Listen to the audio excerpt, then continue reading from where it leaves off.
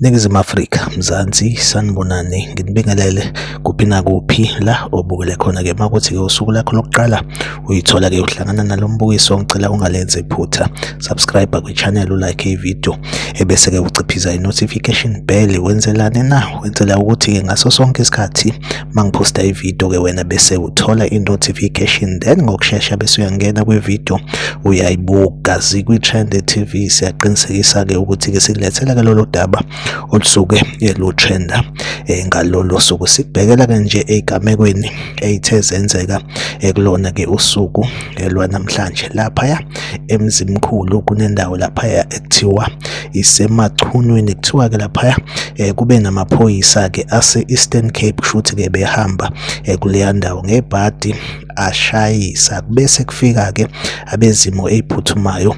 Siyawazi-ke ama-breakdown lawa-ke endawo laba bathoka-ke iy'moto ey'suke zisengozini. Kuthiwa-ke bathe uma befika nje iphoyisa elilodwa elaphuma emotini lathi ubani lo elaselivulele ngenhlamvu. Kuthiwa-ke udriver ushonile, kanjalo-ke nobehamba naye walimala. Kuthiwa-ke iphoyisa libe selibhekisa isibhamu ngakulona, nalo-ke lazidubula lashona kanjalo-ke. Lesigameko senzeke laphaya emachunweni eMzimkhulu. Like ividiyo, usubscribe kwi-channel. Mina ngizohlezi ngikhona la kwi-Trend TV ngikulethela-ke indaba ey'trendayo usuku nosuku. Kwamanje ake ngithi-ke nje sihlangabezane kwividiyo elandelayo.